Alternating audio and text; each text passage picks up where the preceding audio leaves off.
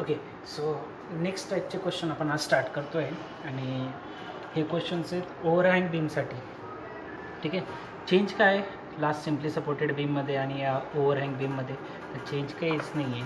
जसे तुम्ही simply supported बीमचे क्वेश्चन सॉल्व केलेले होते तसे सेम तुम्हाला ओव्हरहँग बीमचे पण क्वेश्चन सॉल्व करायचे आहेत. काहीच फरक नाही असणार आहे. चला बघा, क्वेश्चन स्टार्ट करू. तुम्हाला कळून जाईल की एक्झॅक्टली काय होणार आहे ते. क्वेश्चन आपल्याला दिलेला आहे बघा. क्वेश्चन काय सांगितला होता की एक बीम आहे ABCDE supported at A and D and carries a UDL. आता मला इथून आत्तापर्यंत क्वेश्चन वाचल्यावर तर मला समजलंच नाही की हा ओव्हरहँगचा क्वेश्चन आहे म्हणून, है ना. सपोर्ट सांगितलं की आपण सिम्पल सपोर्टचंच कन्सिडर करतो. ओव्हरहँगमध्ये आणि सिम्पल सपोर्टमध्ये फरक काय होता की सिम्पल सपोर्टमध्ये एंडवर सपोर्ट राहतात आणि ओव्हरहँगमध्ये थोडासा पार्ट बाहेर गेलेला राहतो सपोर्टच्या. हा फरक आहे दोघांमधला. तर मग तुम्हाला हे माहिती असलं पाहिजे. बघा आता या ठिकाणी करायचं काय आपल्याला, एक बीम सांगितलं आहे, नाव दिलं आहे ABCDE सपोर्टेड ॲट सांगितलं आहे A and D. चलो ठीक आहे. तर मला इथून थोडी एक आयडिया तर येऊन गेली की हा ओव्हरहँगचा असू शकतो. कशावरून आयडिया आली? कारण नाव दिलं होतं ABCD आणि E आणि सपोर्ट दिला होता Aवर आणि Dवर. हा पॉईंट D आहे समजा आणि हा इकडं पुढे एक पॉईंट असेल दॅट इज E. ठीक आहे. A and Dवर सपोर्ट सांगितला आहे. Carries a UDL between A and D. काय सांगितलं आहे? It carries UDL between AD. तर A आणि D पॉईंटच्या मध्ये UDL सांगितलं आहे. तर मग A आणि D पर्यंत जर UDL आहे तर आपण UDL दाखवून देऊ या पद्धतीने. ठीक आहे. UDL दाखवला. UDL दिलेला होता ADमध्ये, ज्याची मॅग्निट्यूड दिली होती 60 न्यूटन पर मीटर. चलो ठीक आहे. UDLची मॅग्निट्यूड आहे 60 newton per metre and downward load of magnitude 40 newton at E सांगितलं आहे. डाऊनवर्ड एक फोर्स ॲप्लाय होतो आहे कितीचा? 40 न्यूटनचा. कोणत्या पॉईंटवर येतो? E पॉईंटवर. तर या ठिकाणी E पॉईंटवर एक 40 न्यूटनचा फोर्स दिलेला आहे. ठीक आहे. कॅल्क्युलेट करायचं आहे द रिॲक्शन्स RA आणि RD. इथं जी रिॲक्शन येणार आहे RA आणि इथली रिॲक्शन RD, या दोन रिॲक्शन तुम्हाला फाइंड आउट करायच्या आहेत. पुढे काय सांगितलं आहे की AB, DC आणि CD या तिघांमधले अंतर किती असणार आहे? 2-2 metre. A to B, B to C आणि C to D. A to B, B to C आणि C to D. A to B अंतर किती आहे? 2 मीटर. B to C पण 2 मीटर आणि C to D पण 2 मीटर. 2 metre, 2 metre, 2 metre. ठीक आहे. आणि D to E मधलं अंतर किती आहे? 1 मीटर. ठीक आहे. ही तुम्हाला डायग्राम दिलेली आहे. आता ही डायग्राम ज्यावेळेस मी तयार केली त्यावेळेस मला समजून गेलं की सपोर्टच्या जर बाहेर स्पॅन गेलेला आहे बीमचा, याचा अर्थ हा कोणत्या टाईपचा बीम आहे? ओव्हरहँग बीम आहे. मग करायचं काय? चेंज काय आहे याच्यामध्ये आणि पहिल्याच्या याच्यात? चेंज काहीच नाही आहे. जसे आता तुम्ही पहिले क्वेश्चन सॉल्व केले तसेच करायचे. पहिले काय करणार? सगळे फोर्सेस जे दिसत आहेत तुम्हाला ते बघून घ्या कसे आहेत. RA RD व्हर्टिकल आहे, 40 न्यूटनचा व्हर्टिकल आहे. मला इथे UDL दिसतो आहे. UDLचं कन्व्हर्जन करणार मी पहिले कोणामध्ये? पॉईंट लोडमध्ये. मग डायग्राम कशी येईल? इथं RA या ठिकाणी पुढे कंटिन्यू करा. इथं येईल तुमचा पॉईंट E. पॉईंट Eवर एक व्हर्टिकल लोड आहे 40 न्यूटनचा. A point. इथं येईल तुमचा पॉईंट B. इथं येईल तुमचा पॉईंट C. इथं येईल तुमचा पॉईंट D.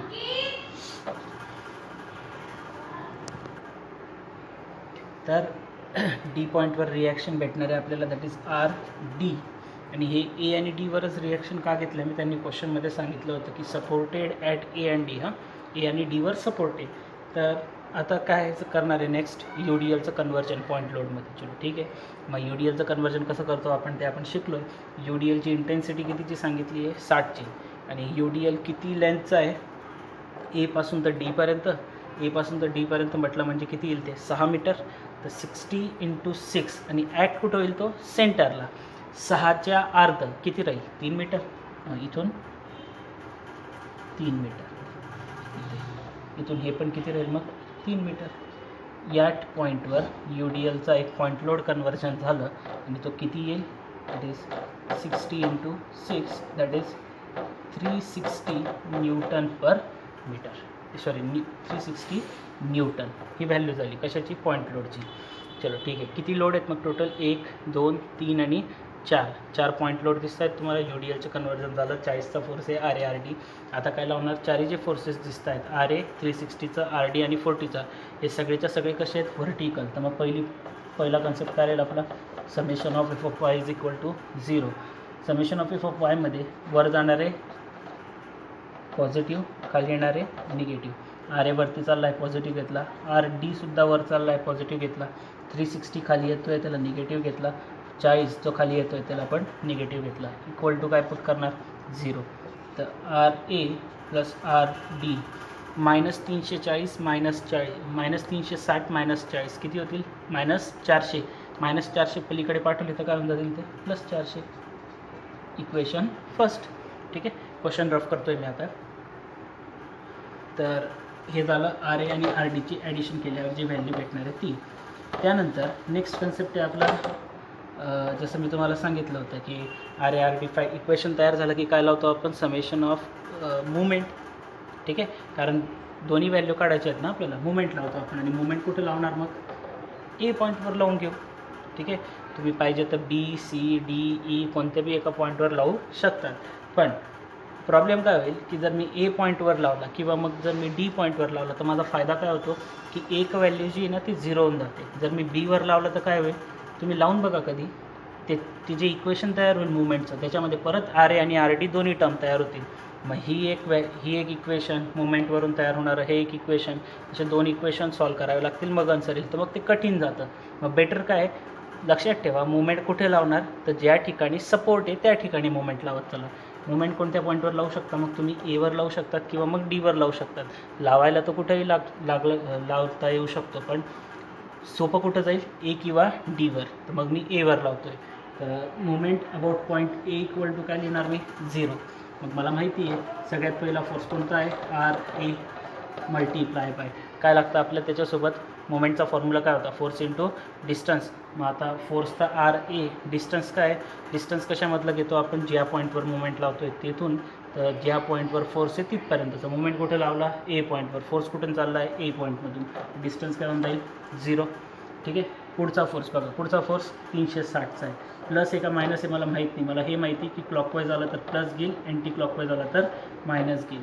ठीक आहे, की पहिले फोर्स गेला 360, डिस्टन्स किती बरं ए पॉईंटवर मुवमेंट लावतो आहे तिथून, तर हे 360 जिथं येतो आहे तिथपर्यंतचं डिस्टन्स किती आलं ते 3 मीटर. तर काय होऊन जाईल 360 × 3. आता क्लॉकवाईज फिरेल का अँटी क्लॉकवाईज फिरेल, आपला पॉईंट इकडे मी सांगितलं काय होतं फोर्सला पकडा आणि पॉईंटकडे बघा त्याला फिरून कसा फिरेल. तर फोर्स कुठं चालला आहे खाली, मग हा खालून असाच इकडे येईल ना या पद्धतीने, हा खाली चालला आहे म्हटल्यावर असा येईल. मग क्लॉकवाईज येतो आहे, क्लॉकवाईज आला म्हटल्यावर काय येईल तो प्लस 360चा झाला. पुढचा फोर्स कोणता आहे तुमचा आर डीचा. आर डीचा फोर्स आहे तो कुठं चालला आहे वर, तर वर चालला आहे तर ए पॉईंटकडे येताना तो कसा फिरून येईल वरून येईल ना असा. तर अँटी क्लॉकवाईज येतो आहे, अँटी क्लॉकवाईज म्हटल्यावर काय येईल तो मायनस. फोर्स कितीचा आहे, फोर्स काय आर डी, या डी पॉईंटचं ए पॉईंटपर्यंतचं अंतर किती आहे 3 आणि 3 6 मीटर. ठीक आहे, हे झालं. त्याच्यानंतर लास्ट एक फोर्स याला विसरू नका, हा कितीचा आहे 40 मल्टीप्लाय बाय त्याचा डिस्टन्स. तर हे किती होतं 6 आणि हे पुढचं डी टू ईचं अंतर किती आहे 1, तर 6 आणि 1 किती झालं ते 7. क्लॉकवाईज येईल का अँटी क्लॉकवाईज येईल, पॉईंटला पकडा 40 न्यूटनचा फोर्स कुठे चालला आहे खाली, तर हा खालून फिरून इकडच्या साईडला येईल म्हणजे हा पण क्लॉकवाईज येतो आहे. तर इक्वल टू काय म्हणता येईल हा 0. ठीक, तर आर ए × 0 काय झालं असतं 0. 360 × 3 किती होतात 360 × 3 जर तुम्ही केलं तर किती येईल ती व्हॅल्यू, माझ्याकडे कॅल्सी नाही आहे, चला करून बघू मग. 12 × 36 4 × 12 108 जवळपास आलं पाहिजे. 1080 येईल ते कदाचित.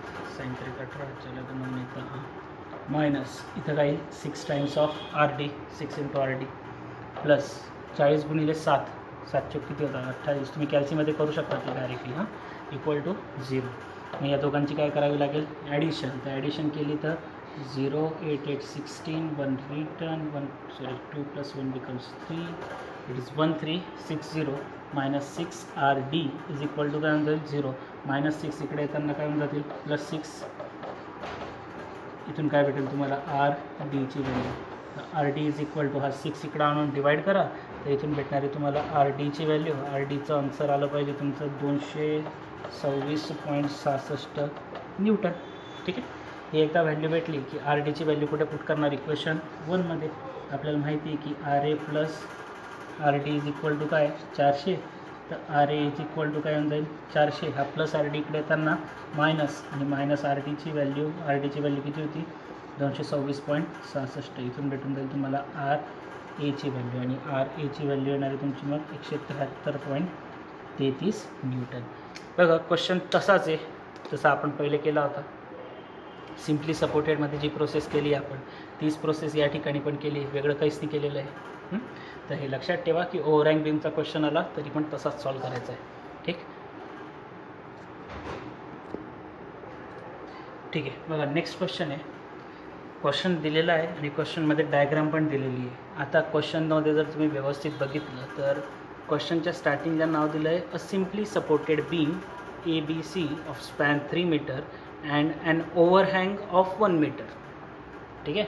मग सिम्पली सपोर्टेड बीम आहे, पण त्या सिम्पली सपोर्टेड बीमला ओव्हरहँग आहे किती मीटरचा 1 मीटरचा. मग जर ही डायग्राम दिलेली नसती राहिली तर तुम्हाला ड्रॉ करता आली पाहिजे. मग पहिले काय केलं असतं तुम्ही एक सिम्पली सपोर्टेड बीम ड्रॉ केला असता.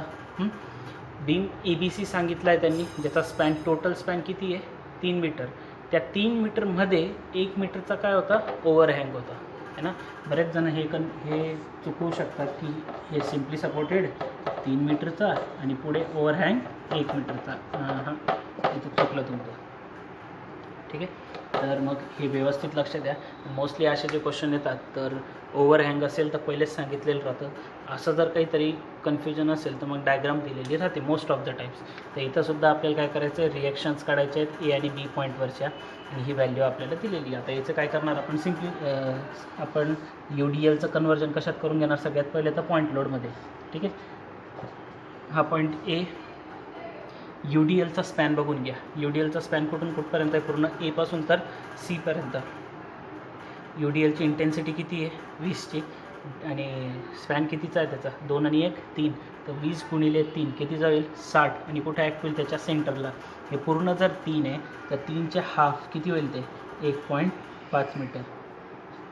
तर या 1.5 मीटरवर 20 गुणिले 3 करून किती येईल ते 60 न्यूटनचा पॉईंट लोड ॲक्ट होतो. 1.5 इकडे 1.5 या ठिकाणी सेंटरला ॲक्ट होतं ना ते. आणि वरून इथं एक पॉईंट लोड आहे 10 किलो न्यूटनचा. हे पण न्यूटन नाही येणार कारण 20 किलो न्यूटन सांगितलं म्हटल्यावर हे सुद्धा 60 किलो न्यूटन येईल. ठीक आहे. आणि जी बी पॉईंटवर आपल्याला रिॲक्शन भेटते ती पण दाखवून घेऊ आपण इथे. इथं भेटणार आहे आपल्याला RD आणि ही राहणार आहे आपली RA. चलो मग बाकी प्रोसेस सेम आहे. किती फोर्सेस आहेत 4. तर सगळ्यात पहिले काय होणार summation of F of Y is equal to 0. जे वर जाणार आहेत त्यांना पॉझिटिव्ह, जे खाली येणार आहेत त्यांना निगेटिव्ह. RA वर चालला आहे, RB वर चालला आहे. 60चा फोर्स खाली येतो आहे, 10चा फोर्स खाली येतो आहे इक्वल टू 0. तर RA plus RB is equal to काय भेटून गेलं तुम्हाला 70 किलो न्यूटन. तर याला इक्वेशन नंबर 1 नाव देऊन टाका. हे झालं की नेक्स्ट स्टेपमध्ये काय करतो आपण मुवमेंट लावतो. So taking movement about point A equal to 0. मग काय येईल ते पहिले RA into distance 0.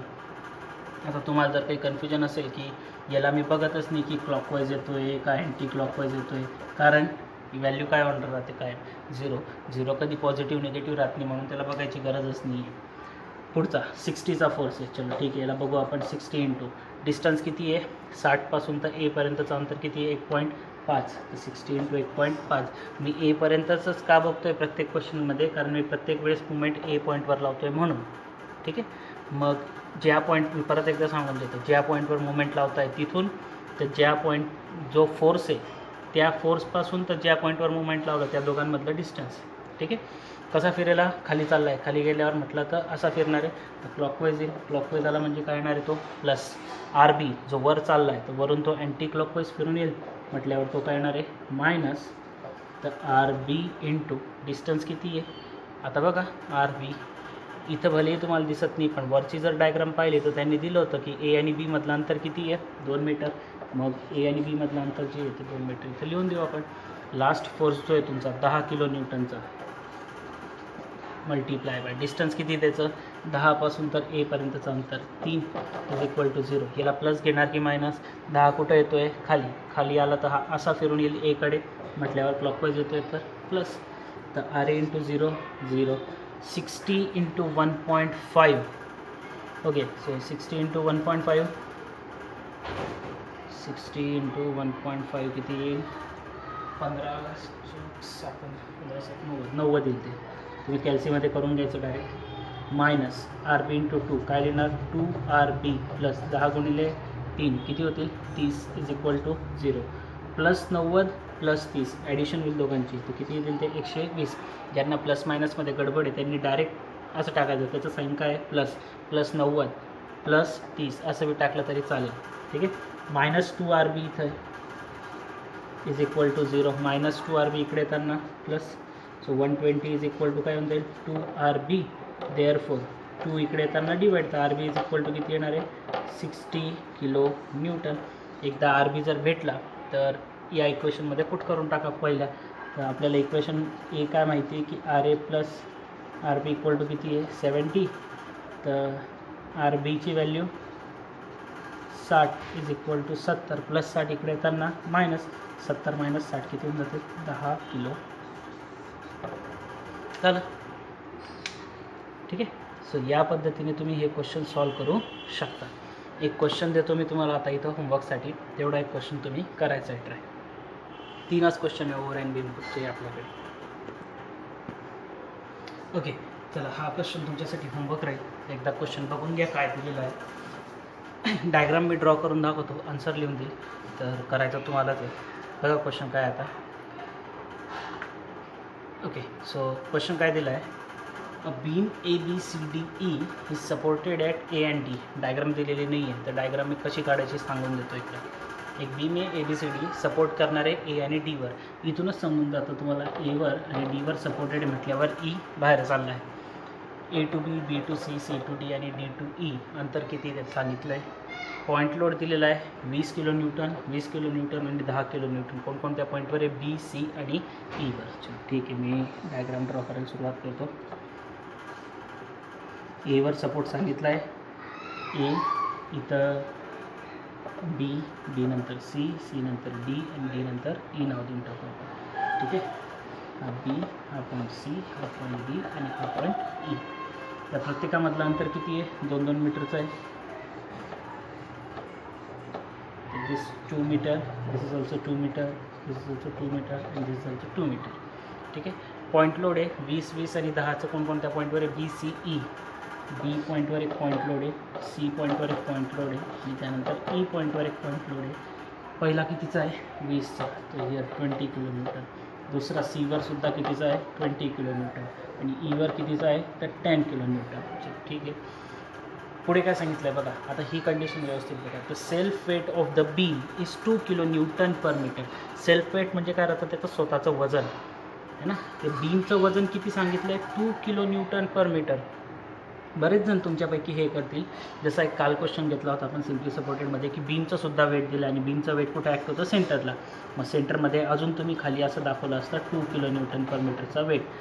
Wrong. वेटचं unit काय पाहिजे होतं? एक तर न्यूटन किंवा मग किलो न्यूटन. इथं किलो न्यूटन पर मीटर दिसतं आहे तुम्हाला, है ना. इथं काय दिसलं तुम्हाला? Kilo newton per metre. हे वेटचं युनिट आहे का? नाही. हे कसलं युनिट आहे? ही UDLच्या इंटेन्सिटीचं युनिट राहतं किलो न्यूटन पर मीटर. ठीक आहे. फाइंड आउट काय करायचं आहे? Reaction at the support A and D. Okay. A आणि D वरची रिॲक्शन भेटणार आहे ती फाइंड आउट करायची. इथं RD, इथं RA. नाव या किलो न्यूटन पर मीटरचा काय प्रश्न आहे मग बघा. आता ही एक्सेप्शनल केस आहे, ही लक्षात ठेवावी लागेल तुम्हाला. किलो न्यूटन पर मीटर हे युनिट UDLच्या इंटेन्सिटीचं आहे आणि ते पूर्ण बीमचं आहे ना. त्यांनी या पर्टिक्युलर लाईनमध्ये असं सांगितलं आहे. आता ते म्हणजे असं क्लिअरली मेन्शन नाही आहे, पण त्यांनी शॉर्टमध्ये असं सांगून दिलं आहे की बीम जो आहे त्या पूर्ण बीमवर तो 2 किलो न्यूटन पर मीटर इतकं त्याचं सेल्फ वेट आलं पाहिजे. म्हणजे तेवढ्या इंटेन्सिटीची त्याची काय असणार आहे? UDL असणार आहे. कुठं? तर पूर्ण बीमवर. कुठून कुठपर्यंत? तर A पासून E पर्यंत. हा एकदम रेअरमध्ये रेअर चान्स आहे या क्वेश्चनचा. मी इथे तुम्हाला सांगतो हा येणारच नाही, पण तुम्हाला माहिती असलं पाहिजे. प्रोसेस तीच आहे. मग फक्त इथं या चेंज काय होतं? ही जी लाईन आहे ना, the self weight of the beam is 2 kilo newton per metre. याच्यावरून मला समजलं की पूर्ण बीमवर UDL आहे आणि त्या पूर्ण UDLची intensity 2 kilo newton per metre. ठीक आहे. मग आता इथून तुम्हाला हा क्वेश्चन सॉल्व करायचा आहे. कसा करणार ते तुम्हाला माहिती आहे. यू डी एलचं कन्वर्जन पहिले पॉईंट लोडमध्ये करा, मग summation of F of Y लावा, summation of F of Y आणि समेशन ऑफ मुवमेंट लावा, तर आन्सर फाइंड आउट होतील. आणि यू डी एलचं कन्वर्जन कसं करणार, तर यू डी एलची इंटेन्सिटी किती आहे 2, पूर्ण लेंथ किती यू डी एलची 2 2 2 आणि 2 किती झालं 8, 8 दुने 16, 16चा पॉईंट लोड तयार होईल तिथे, 16चा पॉईंट लोड तयार होईल त्या ठिकाणी. आणि ॲक्ट कुठं होईल, तो 16चा पॉईंट लोड सेंटरला म्हणजे या ठिकाणी. हां, याच ठिकाणी तो अजून हे 20चा तर आहेच, प्लस त्यामध्ये अजून कोण ॲड होणार आहे, हा 16 किलो न्यूटनचा. कधी यू डी एलचं पॉईंट लोडमध्ये कन्वर्जन केल्यानंतर. मग हे 16 आणि 20 टोटल किती होऊन जातील, 36 किलो न्यूटनचा फोर्स दाखवावा लागेल तुम्हाला इथे. ठीक आहे, मग ट्राय करा हा क्वेश्चन आणि तुमचा आन्सर येणार आहे. आर एचं आन्सर राहील तुमचं 22 किलो न्यूटन आणि आर डीचं आन्सर राहील तुमचं 44 किलो न्यूटन.